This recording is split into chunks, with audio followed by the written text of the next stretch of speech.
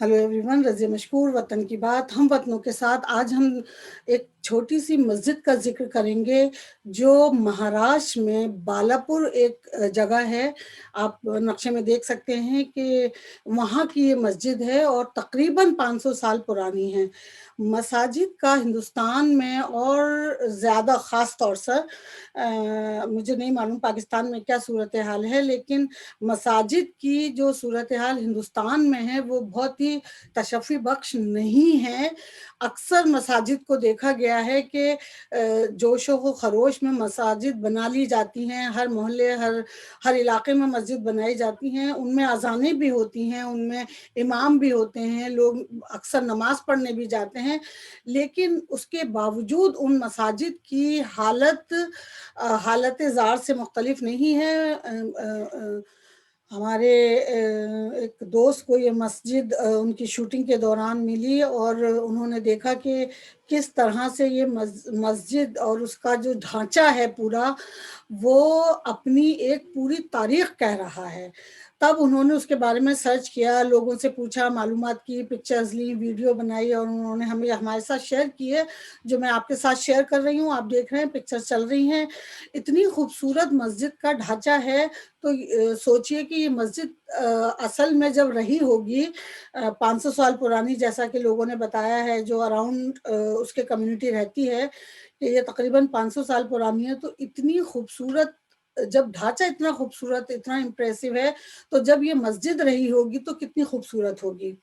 लोगों ने बताया कि ये मस्जिद एक खेत के बीच में आ गई है और वो खेत किसी नॉन मुस्लिम का है, इसलिए वो उस मस्जिद में अंदर ना तो किसी को नमाज पढ़ने जाने देते हैं और ना ही उस मस्जिद को एक्टिव होने दिया गया है। लेकिन उसके अहाते में, यानी मस्जिद है, उसके बाद हौज है, हौज के सामने 2 मज़ार हैं जिन पर चादरें वगैरह लोग चढ़ाने आते हैं। मुसलमानों की कम नसीबी की बहुत सारी वजूहात हैं, उनमें से एक वजह ये भी है कि ये कौम अपने गिरेबान में मुंह डालकर नहीं देख पा रही है।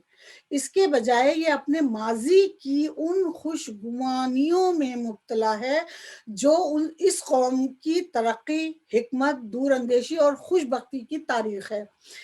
मगर किसी भी कौम की तारीख की तब्दीली न सिर्फ का इन्हिसार न सिर्फ इस बात पर है कि वो कौम वक्त की बदलती हुई कदरों के साथ कदम से कदम मिलाकर चले, उसके साथ साथ उन नई आने वाले ज़माने में जो अल्लाह और अल्लाह के रसूल में, देखिए मैं ये नहीं कह रही कि आप मॉडर्न हो जाएं, अल्लाह और रसूल की रस्सी छोड़ दें, नहीं, आप उस रस्सी को बहुत मजबूती से पकड़ें, उसको पढ़ें, उसको समझें।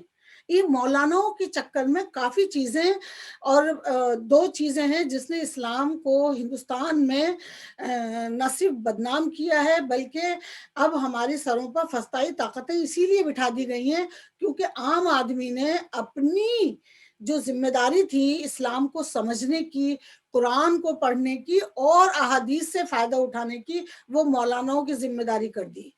तो वहां पैट्रियार्की थी, उस पैट्रियार्की ने, यानी जो मर्दों का समाज है, उसने पूरी कौम पर कब्जा कर लिया।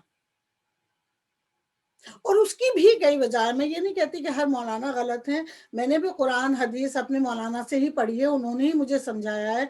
मैं भी मस्जिद जाती थी कुरान पढ़ने, लेकिन उस मेरी तालीम पर मेरे माँ बाप की नजर थी कि क्या पढ़ाया जा रहा है, कैसे पढ़ाया जाए। पर let's back to the topic. Bahmani सल्तनत का जो पीरियड है वो 1347 टू 1527 तक है, और ये हुकूमत जो महाराष्ट्र में विदर्भा से, या विदर्भा का जो पूरा इलाका है वहाँ कायम हुई थी। और इस हुकूमत के क़याम की वजह ये थी कि मोहम्मद बिन तुगलक से अलाउद्दीन बहमन शाह ने रिवोल्ट किया और दिल्ली सल्तनत से बगावत करके उन्होंने ये हुकूमत यहाँ इस्टेब्लिश की थी, और जो तकरीबन 150-200 साल चली रही, और ये शायद हिंदुस्तान की तारीख में मुस्लिम हुकूमत की हुक्मरानों में ये शायद पहली एक ऐसी हुकूमत थी जो एक पूरी एम्पायर थी, ود ان دا بالاپور اور جو اس کا پورا علاقہ ہے ودربھا کا. اور یہاں انہوں نے بہت اچھی عمارتیں بنوائی ہیں. ایک مدرسہ بھی ہے جسے مدرسہ گوان کہتے ہیں. آپ پکچر میں دیکھ سکتے ہیں کہ اتنا خوبصورت مدرسہ بنا ہوا ہے کہ اس مدرسے کی جو یہ کھنڈر ہے نظر آ رہے ہیں ہمیں فوٹو میں. آپ سوچئے کہ جس وقت یہ اصل صورتحال میں ہوگا، ایکٹیو ہوگا، لائیو ہوگا، لوگ دیکھتے ہوں گے، پڑھنے جاتے ہوں گے بچے، تو اس کی خوبصورتی کا کیا عالم رہا ہوگا. لال پتھر کا ہے، جیسے اور ہمارے دوسری ہندوستان کی عمارتیں ہیں، قلعے ہیں اور ٹامز بنی ہوئی ہیں around with in the India, Kashmir سے کنیا کماری تک. تو ایسے ہی یہ مدرسہ تھا، اور اس مدرسے کی خوبصورتی اور بیوٹی یہ تھی ان تمام الزامات کے بعد جو آج کل مسلمانوں پر یا مسلم انویڈرز جن کو کہا جا رہا ہے ان پر لگائے جا رہے ہیں. اس کی خوبصورتی یہ تھی کہ یہ ریلیجیس تعلیم کے ساتھ ساتھ، یعنی میں بات کر رہی ہوں آپ سے تقریباً 1429 کے اراؤنڈ جب اس مدرسے کی بنیاد رکھی گئی تھی، اور اس سلطنت کی جو وزیر تھے محمد گوان، انہوں نے یہ مدرسہ بنایا تھا. اور اس میں ریلیجیس تعلیم کے ساتھ ساتھ ہمیں سیکولر تعلیم بھی دی جاتی تھی. وہاں کے بچوں کو اس زمین پر رہنے والے لوگوں کی زندگی، میتھ، سائنس، جو بھی سبجیکٹ اس وقت اس علاقے میں تھے وہ پڑھائے جاتے تھے، اور اس میں سب لوگ آتے تھے. اس سیکولر تعلیم کو حاصل کرنے کے لیے آس پاس کے گاؤں سے اور گھروں سے بچے پڑھنے آتے تھے.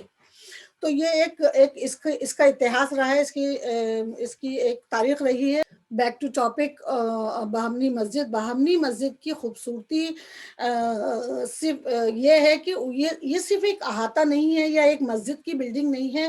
مسجد کے صحن میں ایک اچھا خوبصورت ہاؤس بنا ہوا ہے جس میں فوارے بھی لگا رہا ہوگا، کیونکہ اس کا نشانات وہاں موجود ہیں جو بتاتے ہیں کہ یہاں فوارہ رہا ہوگا اس حوض میں جس میں لوگ وضو کرتے رہے ہوں گے.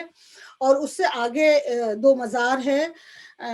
میں نہیں کہہ سکتی کہ وہ کس کی ہے، لوگوں نے اس کے بارے میں ہمیں کوئی انفارمیشن نہیں دی ہے، لیکن وہاں لوگ چادر چڑھانے آتے ہیں. تو یس. اور اس کے بعد مسجد کے سائیڈ میں ایک باولی بھی ہے جس میں پرانے زمانے میں بارش کا پانی جمع کیا جاتا تھا، تاکہ جب قحط سالی ہو یا پانی کو اسٹوریج کرنے کا یہ واحد سلسلہ تھا اس ٹائم پر. یا کنویں ہوتے تھے یا باولیاں بنائی جاتی تھی جہاں بارش کے پانی کو اسٹور کیا جاتا تھا تاکہ ضرورت پڑنے پر اس کو استعمال کیا جا سکے. اور یہ بڑی خوبصورت جگہ ہے جہاں آپ دیکھ رہے ہیں کہ پکچر میں پلاسٹک کا بلو کلر کا ایک ٹینٹ سا لگا ہوا ہے، کچھ جس کے نیچے کچھ لوگ بھی بیٹھے ہیں. ہمیں نہیں معلوم، ہمیں اندر نہیں جانے دیا گیا. ہمارے جو دوست ہیں شیخ جنید جنہوں نے یہ فوٹیج ہمیں بھیجا ہے، انہوں نے بھی یہ سب بہت خاموشی سے اور چھپ کر بنائی ہے کیونکہ ان کو شوٹنگ کرنے نہیں دی جا رہی تھی. تو میرا آپ سوال اچھا ایک اور بات میں یہاں بتاتی چلوں کہ اس کی مسجد کے چاروں طرف جو آبادی ہے، جو لوگ رہ رہے ہیں اس گاؤں میں، اس کی 75% آبادی مسلمان ہیں.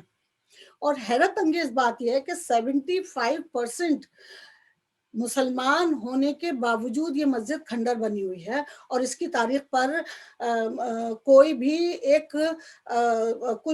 ہمیں بہت تسلی بخش جواب نہیں دے پایا.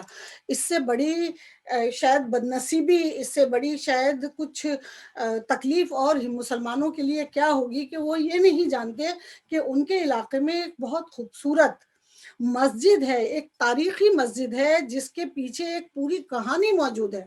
ان کے اپنے محلے میں ایک مسجد ہے جس کو وہ ٹیک کیئر نہیں کر پا رہے ہیں. تو یہ بڑی ایک عجیب و غریب صورتحال ہے ہمارے مسلمانوں کی کہ وہ یا تو ڈر میں یا پریشر میں یا اگنورنس میں یا الٹریسی میں یا پھر وہ صرف اپنے ماضی میں، پاس میں کیا ہوا ہے اس پر فخر کیے بیٹھے ہیں. آج آج اس تاریخ کا کیا حال ہو رہا ہے وہ ان کو سمجھ نہیں آ رہا ہے. اور مجھے لگتا ہے کہ ان کو سمجھنا چاہیے کہ ایک مسجد ہے جہاں اذان ہونی چاہیے تھی، جہاں نماز ہونی چاہیے تھی، اور آئی ایم شیور کہ اس 75% آبادی میں ضرور مسجدیں ہوں گی، لوگ نماز کے لیے بھی جاتے ہوں گے، لیکن پھر اس مسجد کو نگلیکٹ کیوں کیا گیا؟ یہ ایک سوال میرے ذہن میں بار بار آ رہا ہے کہ اتنی بڑی آبادی ہونے کے باوجود یہ مسجد کھنڈر ہو گئی اور اب ایک نان مسلم کسان کے کھیت کے بیچ میں آ گئی، یعنی اس کے آس پاس کی ساری زمینیں بیچ دی گئی.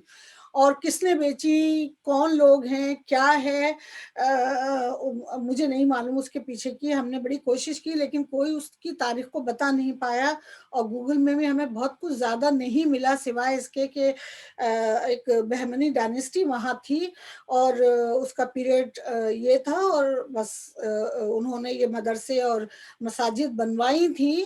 ظاہر ہے انہوں نے 200 سال وہاں حکومت کی ہے. اور یہ ہم سب جانتے ہیں کہ چاہے وہ مغل ہوں، ترک ہوں، برٹشرز ہوں، مراٹھاز ہوں، یہ لوگ جب ان علاقوں سے یا اس طرح کے چھوٹے علاقوں سے گزرے تو انہوں نے اپنی چھاپ چھوڑی ہے. وہاں کشمیر سے کنیا کماری تک ہمیں بہت ساری چیزیں مکس کلچر کی ملتی ہیں، اور شاید یہی وجہ تھی کہ جو ایک سیکولر انڈیا تھا ہمارا، وہاں مندر اور مسجد ساتھ ساتھ تھے. کچھ ایسی ہسٹری میں چیزیں موجود ہیں کہ مندر اور مسجد جو ہے وہ ایک ہی جگہ، ایک ہی احاطے میں بنے ہوئے ہیں. اگر ایسا نہ ہوتا تو یہ بابری مسجد کی شہادت کا جو ایک پورا ایپیسوڈ ہوا ہے ہندوستان کی تاریخ میں وہ نہ ہوتا. پر بہرحال انسان کو اپنی غلطیوں سے سیکھنا چاہیے. آج جو لوگ آس پاس ہیں بالاپور کے یا وبھدرا کے ان مہاراشٹر، وہ جائیں، اس کو دیکھیں، اور اگر ہو سکے ممکن تو اس کو مسجد کو آباد کریں، کیونکہ بہت خوبصورت مسجد ہے. آپ دیکھ سکتے ہیں اندر جا کر وہاں. مسلمانوں میں مسجدوں کے بنانے کا رجحان ہمیشہ سے تھا. عبادت کے لیے انہیں ایک ایسا اسپیس چاہیے تھا جہاں با جماعت نماز پڑھی جا سکے، اور یہ ہمارے دین کا، یہ اسلام کی پریکٹس کا ایک حصہ رہا ہے. تو ایسا نہیں ہے کہ یہ مسجدیں صرف اللہ کا گھر ہے، اللہ کا کوئی گھر نہیں ہے. یہ زمین سے آسمان تک سب کچھ اللہ ہی کا ہے. تو ایسا کچھ نہیں ہے کہ ان کے لیے ہم جھگڑا کریں، شور کریں، یا کسی کی بے جان لیں، لیکن کسی کی جان لیں. لیکن یہ بھی حقیقت ہے کہ جہاں مساجد ہیں ان کو اگر تعمیر کر لیا گیا ہے تو پھر ان کو آباد بھی کیا جانا چاہیے. ان کو آپ پورا محلہ، پورا گاؤں ایک ہی مسجد میں نماز پڑھو، کوئی فرق نہیں پڑتا.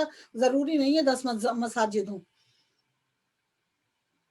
لیکن اگر آپ مساجد بنا رہے ہیں اور ان کو آباد نہیں کر رہے ہیں تو وہ شاید مسجد بنانے میں جتنا ثواب ملتا ہے مسجد آباد نہ کرنے کا گناہ اس سے زیادہ کہیں زیادہ ہے، کہیں زیادہ ہے. یہ تو 500 سال پرانی مسجد ہے جو اپنی قسم پرسی اور بدحالی کا رونا رو رہی ہے اور خاموش کھڑی ہے. کوئی دیکھنے والا نہیں، کوئی پرسان حال نہیں. تو اگر آپ بھدراپور میں ہیں مہاراشٹر کے بالاپور میں، تو جائیے اور اس مسجد کو آباد کیجیے.